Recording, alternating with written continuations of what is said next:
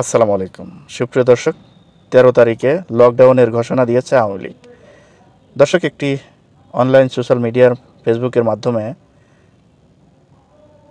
জাহাঙ্গীর কবির নানক, আওয়ামী লীগের যুগ্ম সাধারণ সম্পাদক জাহাঙ্গীর কবির নানক এই লকডাউনের ঘোষণা দিয়েছে। এই ঘোষণার পর থেকেই বাংলাদেশে বিভিন্ন রকমের গুঞ্জন শোনা যাচ্ছে যে নাকি ১৩ তারিখে বাংলাদেশ অচল করে দেবে আওয়ামী লীগ। আওয়ামী লীগ ঘাপটি মারে রয়েছে, বাংলাদেশে আওয়ামী লীগ আবার আসছে। মানুষ খুব একটা আতঙ্কই কিন্তু রয়েছে। এখন ১৩ তারিখে লকডাউন কতটুকু পালন করবে আওয়ামী লীগ, কীভাবে পালন করবে, সেটা সফল হবে কি না, এই বিষয় নিয়ে কিছু কথা বলতে হবে। সেটি হলো, আপনারা জানেন যে এই ৫ আগস্ট ২০২৪ জুলাই গণ অভ্যুত্থানের পর ৫ আগস্টে শেখ হাসিনা যখন এই দেশ থেকে পালিয়ে গিয়েছে, তখন শেখ হাসিনার সঙ্গে অনেক নেতাকর্মী, সেই বড় বড় রাঘব বোয়াল, ক্ষমতাধর শক্তিধর নেতাকর্মী গা ঢাকা দিয়েছে। শুধু তাই নাই, বিভিন্ন মাধ্যম দিয়ে তারা এই বাংলাদেশ থেকে পালিয়ে গিয়েছে। কেউ ইন্ডিয়ায় গিয়েছে, কেউ লন্ডন গিয়েছে, কেউ বিভিন্ন রাষ্ট্রে গিয়েছে। যাওয়ার পর এখন ভিডিও বার্তার মাধ্যমে জাহাঙ্গীর কবির নানক এই লকডাউনের ঘোষণা দিয়েছে। এখন এই লকডাউন কতটুকু পালন করবে আওয়ামী লীগের নেতাকর্মীরা এবং পারবে কি না, এটা আমি যেটা মনে করছি যে আওয়ামী লীগের নেতাকর্মীরা রাস্তায় নামতে সাহস পাবে না। যদিও নামে, তাহলে দেখবেন যে কোথাও কোথাও সন্ধ্যার পর ঝটিকা মিছিল করছে, অথবা সকালবেলায় যখন মানুষ ঘুমায়, বের হয় না, ঠিক তখন দেখবেন যে কোথাও কোথাও ঝটিকা মিছিল করছে এবং লকডাউন সফল করুন এবং জয় বাংলা স্লোগান দিচ্ছে।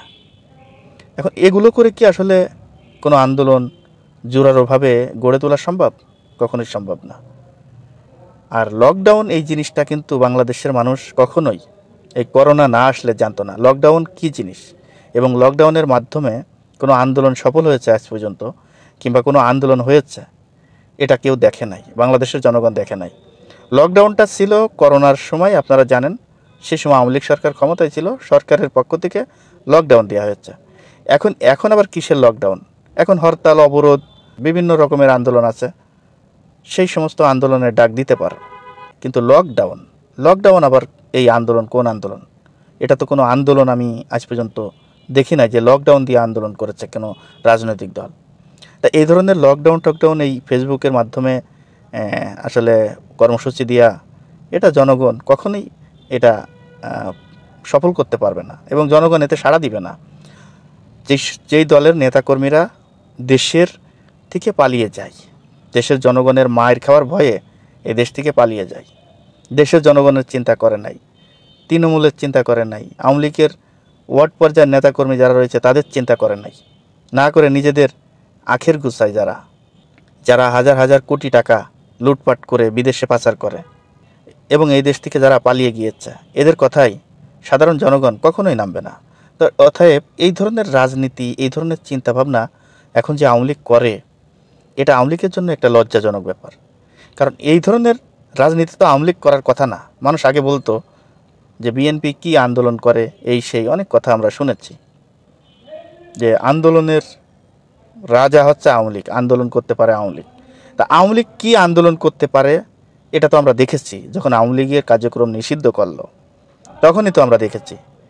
আওয়ামী লীগের রাজনীতি হচ্ছে মানে পলাই থেকে রাজনীতি করা, যদি কোনো দিন সুযোগ পায় সেই সুযোগকে আবার ব্যবহার করে মানুষের উপরে জুলুম করা, নির্যাতন করা, মানুষকে কষ্টে রাখা, এটা হচ্ছে আওয়ামী লীগের রাজনীতি। আওয়ামী লীগের সময় আপনারা প্রতিটা জিনিস দেখেন, প্রতিটা তরকারি ১০০ টাকার উপরে কিনতে হচ্ছে, প্রতিটা জিনিসের দাম বেড়েছে, তেলের দাম থেকে শুরু করে, সারের দাম থেকে শুরু করে প্রত্যেকটা জিনিসের দাম।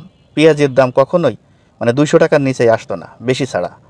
তা সেই পেঁয়াজ সর্বোচ্চ এখন ১২০ টাকা কেজি, যা কিছুদিন আগেও ৫০ টাকা কিনেছে মানুষ। রসুন ১০০ টাকা কেজি পাওয়া যায়। তারপর আপনার ডিমের ডর্জন ১২০ টাকায় পাওয়া যায়। আর শেখ হাসিনার সময় শুধু দিন যায় আর বাড়তে থাকে, দিন যায় আর বাড়তে থাকে। সোয়াবিন তেলের দাম এক মাস পর পর ২-৩ বার করে বাড়ে। ডিজেলের দাম, পেট্রোলের দাম বাড়তেই থাকে। আর এই সরকার আসার পর থেকে ডিজেল, পেট্রোল, অকটেন ১ টাকাও বাড়ে নাই, বরঞ্চ ২-১ টাকা কমেছে, আরও কমবে। তবে আমরা আশা ছিলাম যে ডিজেল পেট্রোলের দাম আরও অনেকটাই কমার সম্ভাবনা ছিল, আশা ছিল যে আরও কমাবে সরকার, কিন্তু সেটি না কমানোর কারণেও কিন্তু আমরা এখনও হতাশ। কারণ শেখ হাসিনার সময় যে ডিজেল এবং কেরোসিন, পেট্রোল, অকটেনের দাম বাড়িয়েছে, সেটি এই সরকার যে কেন কমায় নাই, এটা নিয়ে কিন্তু জনগণের প্রশ্ন থেকেই যায়। দর্শক, যাই হোক, আমি যেটি বলছিলাম যে আন্দোলন আসলে সফল হবে না। এই ধরনের আন্দোলনে যারা রাস্তায় নামার চেষ্টা করবে তারা বরঞ্চ মার খাবে এবং জেল খাটবে, পুলিশের হাতে গ্রেপ্তার হবে, জেল খাটবে। এটাই হচ্ছে বাস্তব। দর্শক, আজ এই পর্যন্তই। যদি ভিডিওটি ভালো লেগে থাকে তাহলে আপনাদের কাছে অনুরোধ থাকবে ভিডিওটি বেশি বেশি করে শেয়ার করবেন, লাইক করবেন এবং আপনাদের মতামত আপনারা কমেন্ট বক্সে জানিয়ে যাবেন। দর্শক, ভালো থাকবেন, সুস্থ থাকবেন।